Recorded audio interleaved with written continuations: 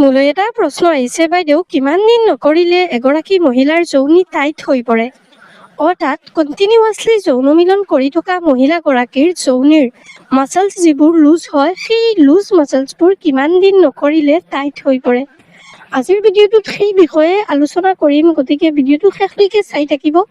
তাৰ আগত এটা কথা কৈ দিওঁ, আপুনি যদি যৌন সমস্যাৰ যিকোনো কথা মোৰ লগত পাৰ্চনেলিভাৱে পাতিব বিচাৰে বা তেনেকুৱা সমস্যাৰ সমাধান পাব বিচাৰে, তেনেহ'লে হোৱাটছএপত কণ্টেক্ট কৰি কথা পাতিব পাৰিব। কিন্তু এইটো এটা পেইড প্ৰক্ৰিয়া হ'ব, ইয়াৰ কাৰণে ফিজ পে' কৰি কথা পাতিব লাগিব। কিবা কথা যদি আপোনাৰ সুধিব আছে কমেণ্ট বক্সত জনাব পাৰে।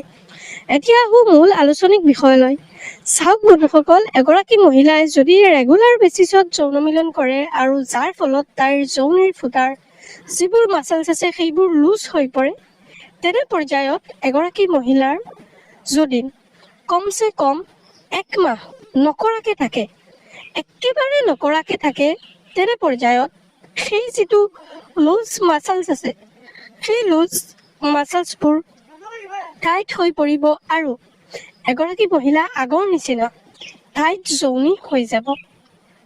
তাৰপিছত আপুনি যদি মিলন কৰে, তেনে পৰ্যায়ত চাব একেবাৰে নেচাৰেলি আৰু আগৰ নিচিনা আপোনাৰ ফিল আহিব। চ' বন্ধুসকল, এইটো এটা নেচাৰেল প্ৰক্ৰিয়া। যিকোনো বস্তুত যদি আপুনি বেছি লৰচৰাই থাকে, তেনেহ'লে বস্তুটো নিশ্চয় অকণমান উপচয় হ'ব। সেই মৰ্মে তেনেকুৱা হয়। এইটো এটা নেচাৰেল প্ৰক্ৰিয়া। আশা কৰিছোঁ আপুনি কথাখিনি গম পাইছে। ভিডিঅ'টো যদি ভাল লাগিছে তেনেহ'লে পেজটো ফ'ল' কৰি ভিডিঅ'টো শ্বেয়াৰ কৰিব।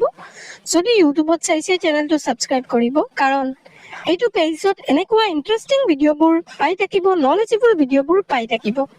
যদি আপোনাৰ আমাৰ লগত কথা পাতিব আছে, তেনেহ'লে হোৱাটছএপত কণ্টেক্ট কৰি কথা পাতিব পাৰিব। আমি ইয়াত যৌন সমস্যাৰ সমাধান প্ৰভাইড কৰি দিওঁ। ভিডিঅ'টো চোৱাৰ কাৰণে আপোনালোক সকলোকে অসীম অসীম ধন্যবাদ।